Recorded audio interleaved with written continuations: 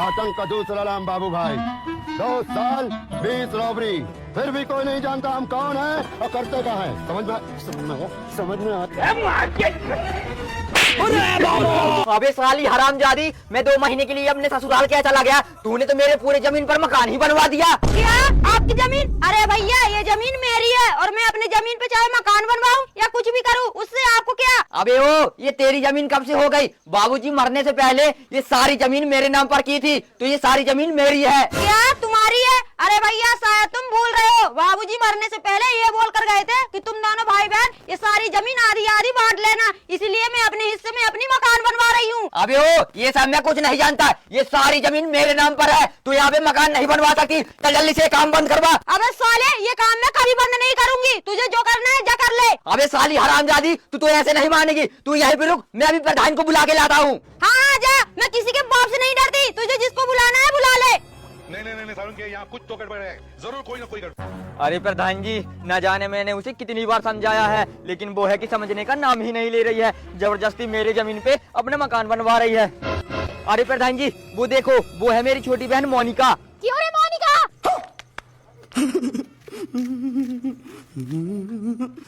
अरे हाँ प्रधान जी। क्यों रे मोनिका, तुम अंकु की जमीन पे जबरदस्ती अपना मकान क्यों बना रही है? अरे प्रधान जी, ये जमीन इसकी नहीं मेरी है। अरे नहीं प्रधान जी, ये झूठ बोल रही है, ये जमीन इसकी नहीं मेरी है। अरे नहीं प्रधान जी, झूठ मैं नहीं, झूठ ये बोल रहा है, ये जमीन इसकी नहीं मेरी है। अरे नहीं। अरे रुको, अभी पता चल जाएगा कि ये जमीन किसकी है। अब इसका फैसला दरोगा जी और पटवारी जी करेंगे, मैं अभी उनको कॉल करके बुलाती हूँ। हाँ बुला लो तुम लोगों को जिसको बुलाना है, मैं किसी से नहीं डरती। हाँ अभी लगाती हूँ।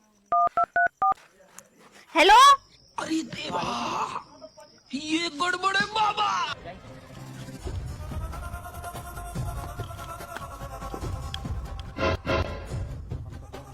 अरे दरोगा जी, ये रहा मंकू केवट और वो रही मोनिका केवट। मोनिका केवट ने मंकू केवट के जमीन पर जबरदस्ती कब्जा करके मकान बना रही है। अब इन दोनों का फैसला आप ही कीजिए। अरे प्रधान जी, ये केस तो भूमि से जुड़ा हुआ है, इसका फैसला तो पटवारी जी करेंगे। अच्छा ठीक है। क्यों रे मंकू केवट, तेरे पास इस जमीन के कागजात हैं? अरे हाँ सर, बिल्कुल है। अच्छा दिखाना। अच्छा ठीक है, ये लो। मेरे को इस बार रिस्क लेने का करोड़पति हो जाएंगे, करोड़पति, और तेरे छोटे भाई का इलाज भी हो जाएगा, और फटाक से पैसे बना। अच्छा ठीक है बाबूजी। अच्छा ठीक है बेटा, जल्दी बना। मेरे को इस बार रिस्क लेने का ही नहीं है, बिल्कुल रिस्क नहीं लेने का है। पता है, पुलिस ने हमको एक बार तो हेमलेट में देखा है। और अभी तो रुको। अरे वाह, इसमें तो सच में पैसे बन गए। अरे बेटा, ये सब उठा के अंदर चल। अच्छा ठीक है बाबूजी, चलो। अरे यार, ये कैसे हो गया? जैसे ही मंकू के लड़के ने उस सलेट पे उस चाक से पैसे का चित्र बनाया, वहाँ तो सच में पैसा आ गया। मुझे लगता है वो कोई जादुई चाक है, मुझे कैसे भी करके उस जादुई चाक को उनसे छीनना ही होगा। अब देख तू, अब तू गया बेटा। अरे मंकू, अरे ओ मंकू, मंकू। अरे हाँ मालकिन, क्या हुआ? और आप यहाँ? हाँ मंकू, मैं यहाँ, और मैं तुम्हें ये बताने आई हूँ कि मेरे साइड पे एक बाबा आया था और वो बोल रहे थे कि तुम्हारे घर में कोई जादुई चाक है, और वो चाक जिस किसी को भी मिलेगा ना, वो इंसान मर जाएगा। अरे मालकिन, फिर तो अपने साइड पर एक चाक मुझे ही मिला था, और वो चाक मैंने अपने बेटे को दे दिया। क्या? अपने बेटे को दे दिया? अरे मंकू, तू अपने बेटे को मारना चाहता है क्या? जा जल्दी से वो चाक मुझे ला कर दे, मैं वो चाक बाबा को दे दूंगी। अच्छा ठीक है मालकिन, तुम यहीं रुको, मैं चाक लेके आता हूँ। ये लो मालकिन। अच्छा ठीक है, अब मैं ये चाक जाकर उस बाबा को दे दूंगी। अब मैं एक काम करती हूँ, जल्दी से जादू चाक की मदद से मैं दुनिया के सबसे अमीर इंसान बन जाती हूँ। नहीं सारुण के यहाँ कुछ तो गड़बड़ है। अरे मैं भिखारी कैसे बन गई? ये भगवान, मैं भिखारी कैसे बन गई? हाँ जी। मैं ये बोल रही हूँ कि मैं जा रही हूँ थोड़ा पड़ोसन के घर, तो तुम एक काम करना, घर का ध्यान रखना, ठीक है? अच्छा ठीक है जी। ठीक है। अरे देवा, ये गड़बड़ है बाबा। अरे साला, इतना अलग फ्रॉड चल रहा है। अभी मजा आएगा ना भिड़ो। अरे भैया, अरे हाँ भैया, क्या हुआ? अरे भैया, मैं तुम्हारी बीवी से 1500 रुपए में ये चावल की बोरी लेके गया था, लेकिन इसमें चावल कम कचरा ज्यादा है और मेरा अंधा भाई इसे कब तक बीनता रहेगा। तुम तो एक काम करो, इसे वापस कर लो और मुझे मेरे 1500 रुपए दे दो। अरे भैया, मैं कैसे मान लूं कि ये चावल की बोरी तुम मेरी बीवी से लेके गए थे? अरे भैया, अगर तुम्हें मेरे ऊपर विश्वास नहीं हो रहा है ना, तो तुम एक काम करना, अपने बीवी से पूछ लेना। पूरे 1500 रुपए में लेके गए थे ये चावल की बोरी। अरे भैया, ये लो अपना चावल और मुझे मेरे 1500 रुपए वापस दो। अच्छा ठीक है, तुम ये भी ना पता नहीं किस किस को चावल बेचती रहती है। ये लो अपने 1500 रुपए। आ गई मार अच्छा ठीक है भैया। हे भगवान, तेरी लीला अपरंपार है। A few moments later. अरे ये चावल की बोरी तो मैंने उन दोनों भिखारियों को दिया था, लेकिन ये यहाँ कहाँ से आ गया? आजी सुनते हो? अरे हाँ भगवान, क्या हुआ? अजी मैं ये बोल रही हूँ कि ये चावल की बोरी यहाँ कहाँ से आ गया? क्या यहाँ कहाँ से आ गया? अरे भगवान, अभी 2 भिखारी आए थे और बोल रहे थे मैंने आपकी बीवी से चावल की बोरी खरीदी है पूरे 1500 रुपए में, लेकिन उसमें चावल कम और कचरा ज्यादा है। तो उन्होंने चावल की बोरी वापस कर दी और अपने 1500 रुपए वापस ले गए।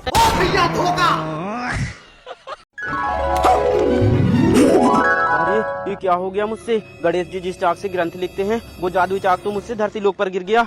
वो देख। रुको जरा, सबर करो। बोला धक्का बुक्की नहीं करने का, आराम से लेने का। हाँ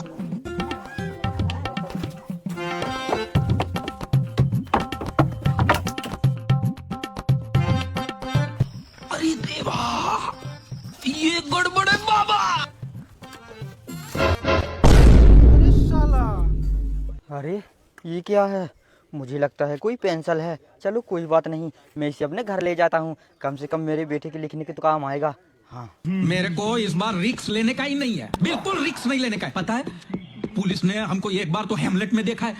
क्यों रे मजदूरों, जल्दी जल्दी हाथ चलाओ, आज शाम तक मुझे ये सारा काम कंप्लीट चाहिए। अच्छा ठीक है मालिक, आज शाम तक ये सारा काम कंप्लीट हो जाएगा। अच्छा ठीक है। लेकिन एक सेकंड। अरे मालकिन, मैं जा रहा हूँ अपने घर। वो क्या है ना, मेरे बेटे का बहुत ज्यादा तबीयत खराब है, तो इसलिए मुझे उसको लेकर हॉस्पिटल जाना पड़ेगा। अच्छा ठीक है मंकू। ठीक है मालकिन। नहीं सारुण के यहाँ कुछ तो गड़बड़ है, जरूर कोई ना कोई गड़बड़। अरे यार, मंकू तो अपना दिहाड़ी का पैसा भी ना लिए ही चला गया, और वो मुझसे बोल रहा था कि मेरे लड़के की तबीयत भी खराब है, उसे लेकर हॉस्पिटल जाना पड़ेगा। मैं एक काम करती हूँ, उसको पैसे उसे देकर आती हूँ। हाँ।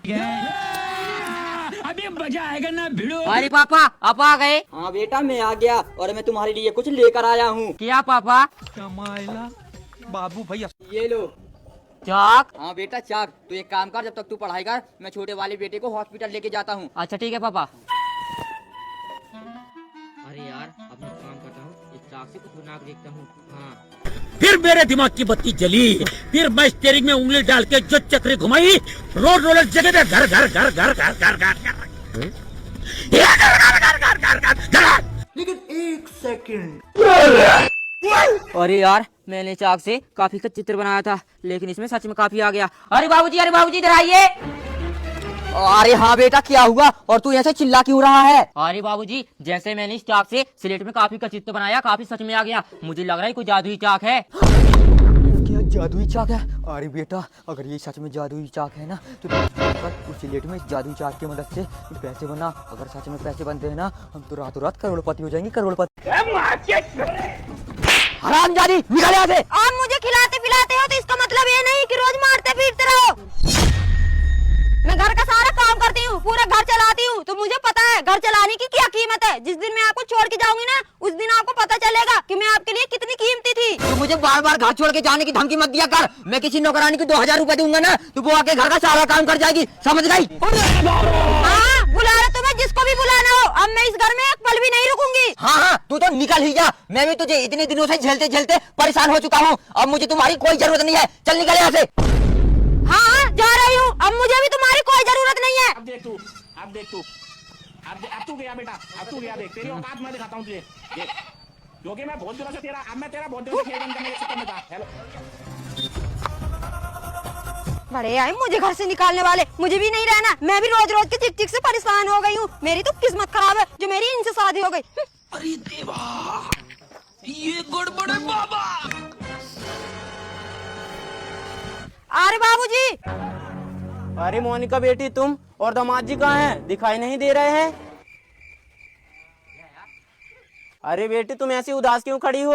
दामाद जी नहीं आए क्या तुम्हारे साथ? बोलो ना। अरे बाबूजी अब मैं क्या ही बोलूं आपसे, आप मेरी शादी किस लड़के के साथ करा दिए हो? वो साला मुझे रोज मारता पीटता है। अरे बेटी अगर तुम्हें दामाद जी रोज मारते पीटते हैं तो तुम्हें ये बात सबसे पहले अपने सास ससुर को बतानी चाहिए थी। यहाँ ऐसे भागकर नहीं आना चाहिए था। अरे बाबूजी ये बात मैं अपने सास ससुर से बहुत बार बता चुकी, लेकिन वो लोग अपने बेटे को एक बार भी नहीं समझाते। अब मुझे नहीं जाना अपने ससुराल, मैं हमेशा हमेशा के लिए यहीं रहने आ गई। अरे बेटी तुम्हें इतना बड़ा फैसला अकेले नहीं लेना चाहिए था। तुम्हें पता नहीं है क्या, पति और पत्नी का रिश्ता एक अटूट बंधन होता है जो कभी नहीं टूटता। और बेटी मैंने तुम्हें यही संस्कार दिए हैं क्या कि तुम छोटी छोटी बातों पे से अपने ससुराल से भागकर मायके आ जाओ? अरे बाबूजी अब आप भी ऐसी बात बोलोगे क्या? मैं तो आपकी बेटी हूँ ना। अरे बेटी शादी के बाद लड़की का असली घर उसका ससुराल ही होता है। और मैं तो तुम्हें यहाँ 2 से 3 महीने रख लूंगा, लेकिन पूरी जिंदगी नहीं रख पाऊंगा। तुम्हें अपनी पूरी जिंदगी अपने ससुराल में ही गुजारनी होगी। और बेटी अगर मैंने तुम्हें पूरी जिंदगी अपने पास रख ली ना तो गाँव समाज के लोग मेरे ऊपर थू थू करेंगे। इसीलिए बेटी मैं तुम्हारे सामने हाथ जोड़ता हूँ, पति पत्नी के बीच में मायके वालों को नहीं लाया करते। जैसे ही तुम आई